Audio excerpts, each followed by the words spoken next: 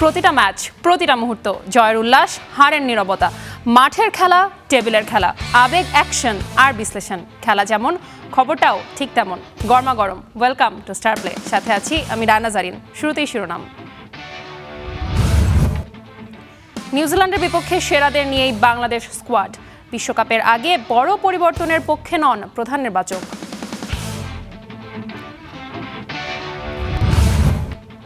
World championship of legends লিগে অংশ নেবে বাংলাদেশ। আশরাফুল রিয়াদদের সাথে দেখা যেতে পারে মাশরাফি সাকিবকে।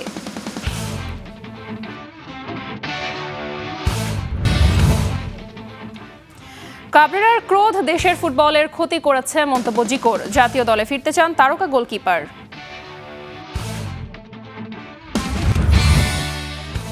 বাংলাদেশের মোটর স্পোর্টস ইতিহাসে যুক্ত হলো নতুন অধ্যায়। গালফ প্রো কার চ্যাম্পিয়নশিপে আভিক আনোয়ারের স্মরণীয় সাফল্য।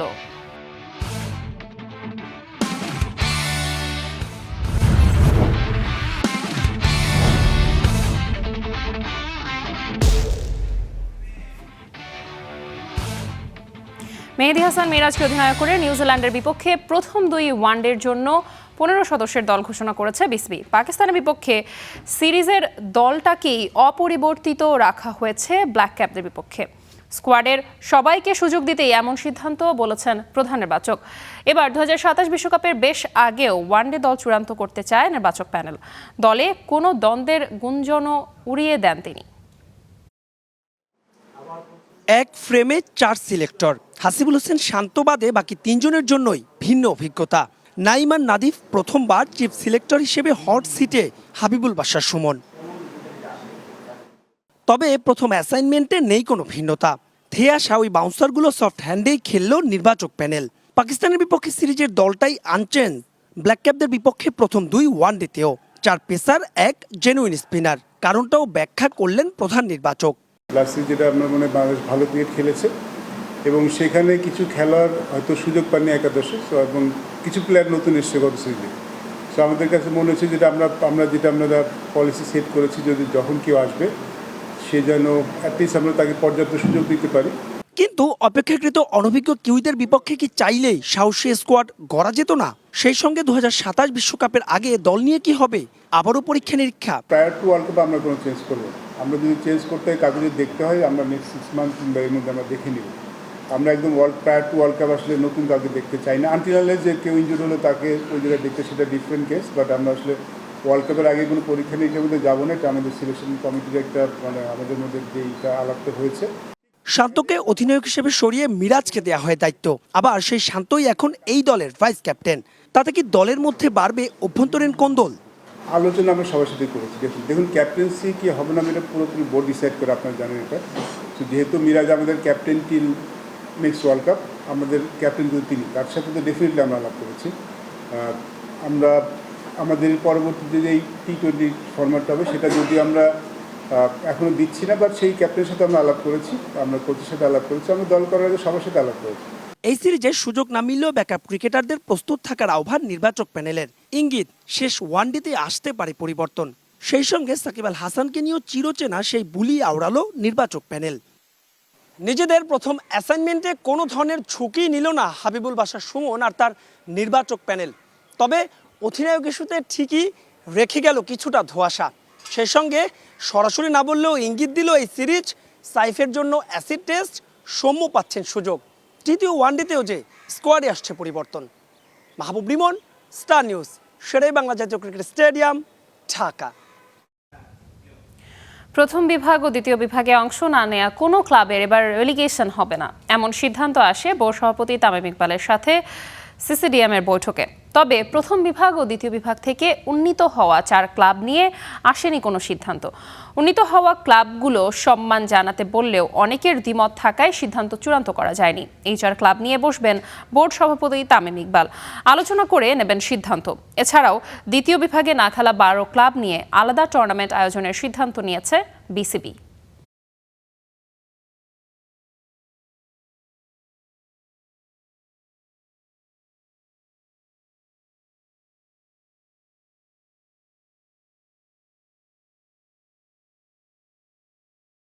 আহ্বায়ক কমিটির সভাপতি এবং মেম্বারও ছিলেন, তারা সকলে মিলে আমরা একটা সিদ্ধান্ত উপস্থিত হয়েছি যে এই দুইটা লিগেরই মানে কোনো রেলিগেশন অনুষ্ঠিত হবে না এবং কোনো ক্লাবকে রেলিগেট করা হবে না, অর্থাৎ অল টিম ইজ সেফ।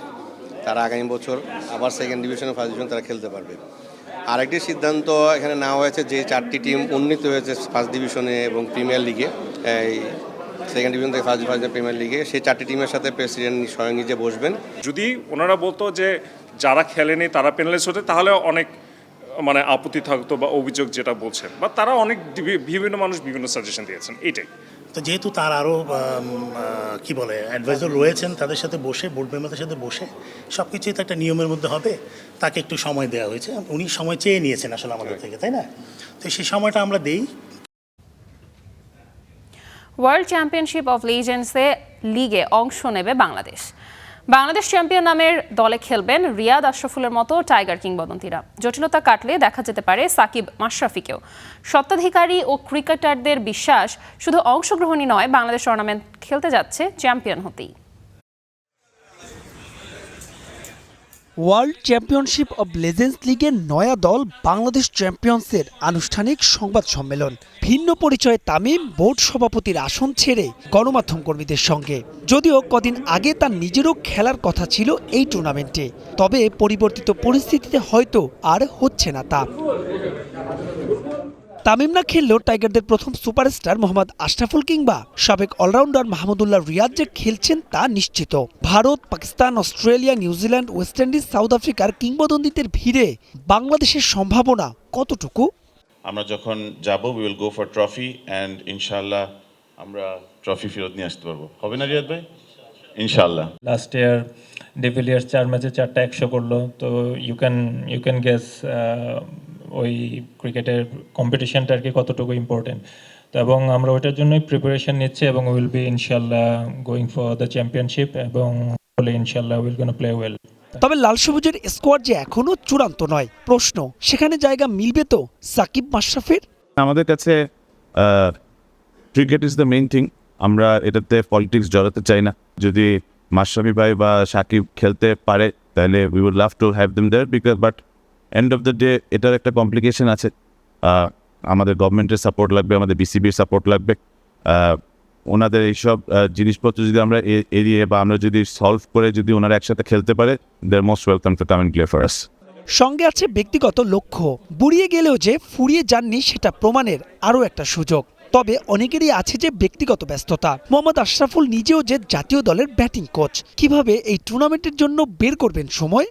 ওই সময়টা যদি ফ্রি থাকি তাহলে যাবো, আর যদি বাংলাদেশ খেলা থাকে তখন হয়তো আমি বোর্ডের সাথে ডিসকাস করবো। কিন্তু আমাদের কন্ট্রাক্টে চললে একটা ছুটির একটা অপশন আছে। আমরা যখন যে টাইমটাই খেলেছি ন্যাশনাল টিমে, তো we had some wonderful memories, we played some wonderful games, we one some games, we lost some game, but the memories that we made, that was amazing and we just wanted to bring back those memories. এটাই হচ্ছে main motive ছিল। ইংল্যান্ডের বার্মিংহ্যামে July আগস্টে মাঠে গড়াবে World Champions of Legends লিগের তৃতীয় আসর। Mahbub Rimon, Star News, Dhaka. Pakistan Super লিগে মুস্তাফিজুর রহমানের লাহোর কালান্দার্সকে ৭৬ রানে হারিয়েছে শরীফুল ইসলাম ও নাহিদ জানার পেশোয়ার জলমি। মোস্তাফিজ ও নাহিদ 2টি করে ও শরীফুল একটি উইকেট পেয়েছেন। বিস্তারিত জানাচ্ছেন ইয়াসির আরাফাত সবুজ। পিএসএলের এক ম্যাচেই 3 বাংলাদেশি, লাহোর কালান্দার্সের হয়ে মোস্তাফিজুর রহমান আর পেশোয়ার জালমির হয়ে শরীফুল ইসলাম ও নাহিদ রানা। প্রথমেই শুরু মুস্তাফিজ শো। প্রথম ওভারে দেন মাত্র 4 রান। মুস্তাফিজের তাণ্ডব শুরু হয় নিজের শেষ ওভারে। 19তম ওভারে বল হাতে নিয়ে তৃতীয় বলে মাইকেল ব্রেসওয়েলকে এবং শেষ বলে আমির জামেলকে ফিরিয়ে দেন মুস্তাফিজুর রহমান।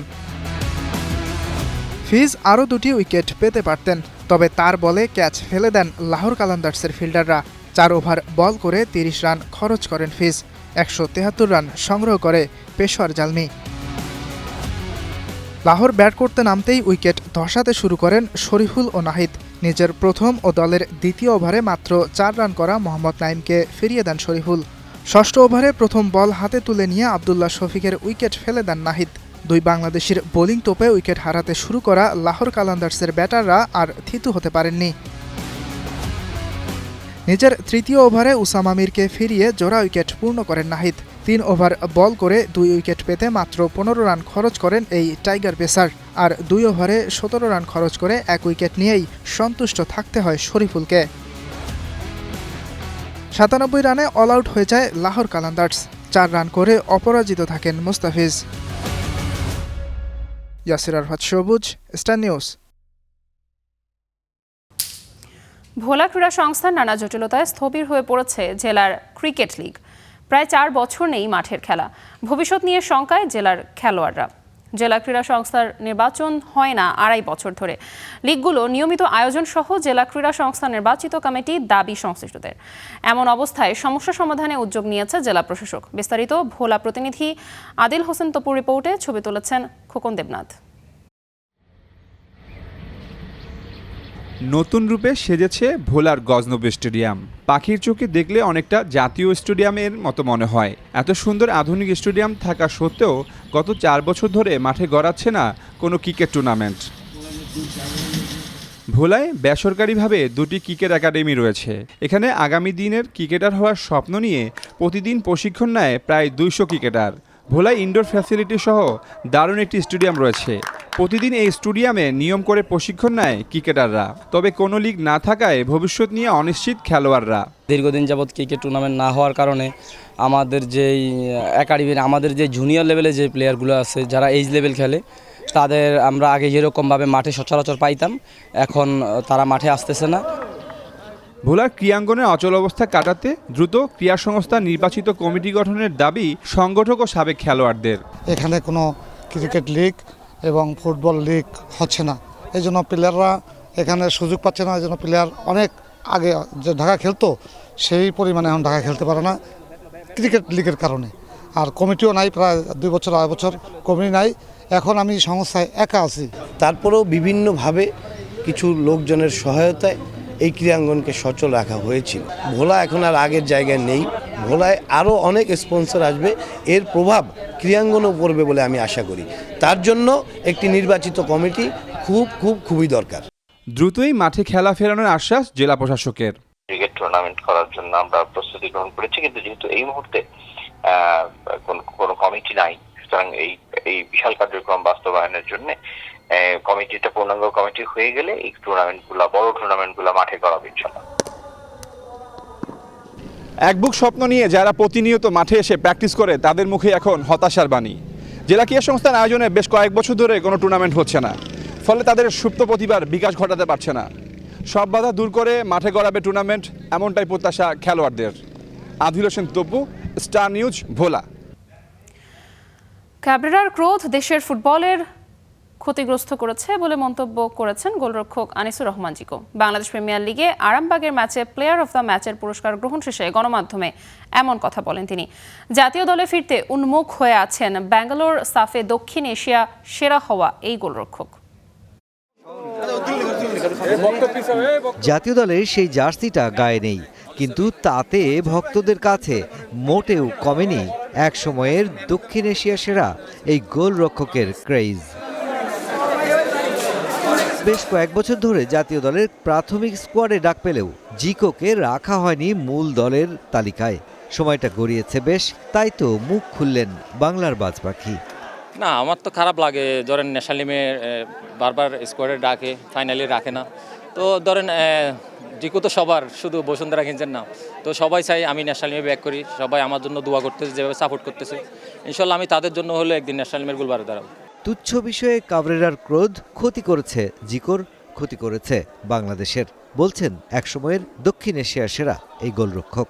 আমি একটা ম্যাচে খেলাই না, আমি মন খারাপ করছিলাম, হয়তো কোচের সাথে কথা বলি না, কোচ আমার সাথে কথা বলে নাই, এখান থেকে কোচ আমাকে ইগনোর করা শুরু করছে আর কি। তো এই জিনিসটা আসলে প্রফেশনাল হিসাব করলে এটা হয়, কিন্তু এটা তো ধরে না দুজনের মধ্যে ভেদাভেদ না, এখানে যদি এটা আমরা ডিসকাস করতাম তাহলে দিন শেষে দেশের জন্য লাভবান হয়তো আমি মনে করতাম।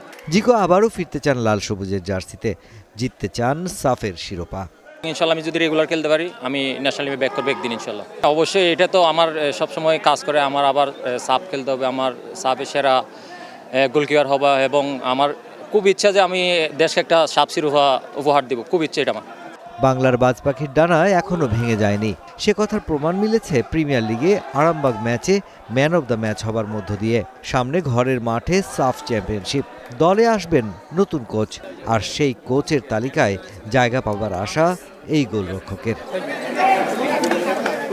Mushfiqur Rahman, Star News, Dhaka. Ronan Sullivan আর ডেকলান সুলিভানের পর ফিলাডেলফিয়ার আরও এক ফুটবলার আসছেন বাংলাদেশে। ট্যালেন্টেড এই ফুটবলারের নাম নেহান হাসান, যাকে ফিলাডেলফিয়ার ফিউচার স্টার বলা হচ্ছে। 17 বছর বয়সী এই উইঙ্গারকে নিয়ে উচ্ছ্বাস দেখিয়েছেন রোনান ও ডেকলান। রহমান পেয়ারের রিপোর্ট। 2 জন আর 3 জন, 5 জন পুরুষ আর 1 জন নারী ফুটবলার, 6 জন অরিজিনাল প্লেয়ার নিয়ে এই মুহূর্তে আমি কাজ করছি ইনশাআল্লাহ। ফাহাদ করিম যে 6 জন অরিজিন ফুটবলার নিয়ে কাজ করছেন তারা কারা, সমীকরণ মেলাতে শুরু করেছেন ফুটবল ফ্যানরা। আমি এই মুহূর্তে আরো 2 জন প্লেয়ারের সাথে কাজ করছি, যারা দুজনে জাতীয় দলের জন্য। খুব শীঘ্রই তাদের অ্যানাউন্সমেন্টটা দিব। এদের একজন উত্তর আমেরিকার, আরেকজন ইউরোপের। জাতীয় দলে যাদের জন্য কাজ করা হচ্ছে তাদের ডকুমেন্টস প্রায় তৈরি অথবা পাসপোর্ট বাকি রয়েছে। এদের একজন হতে পারেন নিলয় ভ্যান্ডার প্লয়েক। transfermarket.com-এ তার নাম বাংলায় লেখা হয়েছে। তার ডকুমেন্টস বা বাংলাদেশি সিটিজেনশিপ পেপার রেডি হয়েছে বলেই বাংলা নাম দেখাচ্ছে। এরই মাঝে আরেকটা দারুণ ঘটনা ঘটেছে। আমেরিকা ফিরে গিয়ে রোনান সুলিভান আর ডেকলান সুলিভান বাংলাদেশের জন্য প্রতিভা খুঁজছেন। দুইজনই বাংলাদেশি বংশোদ্ভূত নেহান হাসানের ইনস্টাগ্রাম পোস্টে কমেন্ট করেছেন। ডেকলান নেহান হাসানকে লিখেছেন, আমার বাংলাদেশি ভাই। কুইন কাভানদের টিমে দুটি ছড়িয়েছেন আরেক বাংলাদেশি বংশোদ্ভূত বিস্ময় বালক নেহান হাসান। তাকে বলা হয়ে থাকে ফিলাডেলফিয়া ইউনিয়নের অন্যতম সেরা আপকামিং ট্যালেন্ট। খেলেন উইঙ্গার হিসেবে, অ্যাটাকিং মিডফিল্ডার হিসেবে খেলতেও বেশ পটু। ফিলাডেলফিয়া ইউনিয়ন 2 এর হয়ে ডালাস কাপের শিরোপা জিতেছেন বাংলাদেশি বংশোদ্ভূত নেহান। নেহানের শক্তি, দুরন্ত গতি আর ড্রিবলিং স্কিল। রোনান আর ডেকলান বাংলাদেশের অনূর্ধ্ব 20 সাফ জয়ে গুরুত্বপূর্ণ ভূমিকা রেখেছেন। দুই ভাই এবার নেহানকেও কনভিন্স করার চেষ্টা করছেন। Rahman pair, star news. বাংলাদেশের মোটর স্পোর্টস ইতিহাসে যুক্ত হলো নতুন এক অধ্যায়। সংযুক্ত আরব আমিরাতে অনুষ্ঠিত Gulf Pro Car Championship Series 2025-26-এ অসাধারণ সাফল্য অর্জন করেছেন Bangladeshi racer Avik Anwar. Bangladeshi racer Avik Anwar Gulf Pro Car চ্যাম্পিয়নশিপের 7ম ও শেষ রাউন্ড সফলভাবে সম্পন্ন করে রেনল্ড ক্লিও ক্যাটাগরিতে অংশ নিয়ে 10 জন প্রতিযোগীর মধ্যে নিজের ক্লাসে প্রথম স্থান অর্জন করেছেন। এর মাধ্যমে তিনি 2025-26-এর রেনল্ড ক্লিও ক্লাস চ্যাম্পিয়ন হন। শুধু তাই নয়, পুরো মৌসুম জুড়ে ধারাবাহিক পারফরমেন্সের মাধ্যমে আভিক ইউএই ট্যুরিং কার চ্যাম্পিয়নশিপ 2025-26-এর শিরোপা জয় করেছেন। বাংলাদেশি হিসেবে এই ক্যাটাগরিতে প্রথম কোনো চ্যাম্পিয়নশিপ জয়ের রেকর্ড এটি। মোট 40 জন আন্তর্জাতিক প্রতিযোগীর মধ্যে তিনি 377 পয়েন্ট নিয়ে শীর্ষে অবস্থান করেন। দ্বিতীয় স্থানে থাকা রাশিয়ার ম্যাক্সিম ভলিকিন অর্জন করেন 207 পয়েন্ট। গালফ প্রো কারে ওভারঅল চ্যাম্পিয়ন হয়েছে, যেটা first for any Bangladeshi, and আমার রেনল্ড ক্লিও ক্লাসেও চ্যাম্পিয়ন হয়েছে। যাত্রাটা কোনোভাবেই সহজ ছিল না, কারণ আপনারা জানেন 2025 সালের জুন মাসের লাস্টে মালয়েশিয়া আমার বড় একটা অ্যাক্সিডেন্ট হয়, এবং ওই অ্যাক্সিডেন্টের পর রিকভার করে এসে একটা ফুল চ্যাম্পিয়নশিপ করা, that to with winning performances like today. আজকে বৃষ্টি পড়ছে, আমার কাছে কোনো রেইন টায়ার ছিল না, তারপরেও I drove exceptionally well to bring pride for my self and my country. দোয়া করবেন যাতে দেশের জন্য এরকম আরও অনেক ভিক্টরি নিয়ে আসতে পারি। কোনো স্পন্সর নেই, কিন্তু তাতেও আমার কোনো বাধা ছিল না। I tried my best. শনিবারে বৃষ্টিস্নাত ফাইনাল রেসটি ছিল খুবই চ্যালেঞ্জিং, যেখানে অধিকাংশ রেসার ওয়েট টায়ার্স ব্যবহার করলেও আভিক পুরো রেসটি সম্পন্ন করেন স্লিক টায়ার্স দিয়ে। প্রতিকূল আবহাওয়া আর তীব্র প্রতিযোগিতার মধ্যেও তিনি অসাধারণ দক্ষতা এবং একই সাথে আত্মবিশ্বাসের পরিচয় দিয়ে রেস শেষ করেন। এই চ্যাম্পিয়নশিপে UK, Ireland, Germany, Bharat, France, Russia, Ukraine, Pakistan, Hong Kong, চীন, ইটালি এবং লেবানন সহ বিশ্বের বিভিন্ন দেশের প্রতিযোগীরা অংশগ্রহণ করেছেন। এই অর্জন শুধু আভিক আনোয়ারের ব্যক্তিগত সাফল্য নয়, বাংলাদেশের মোটর স্পোর্টস ইতিহাসে গুরুত্বপূর্ণ মাইলফলক। বিশ্বমঞ্চে বাংলাদেশের উপস্থিতিকে আরও শক্তিশালী করেছে এই বিজয়। Diana Zarin, Star news.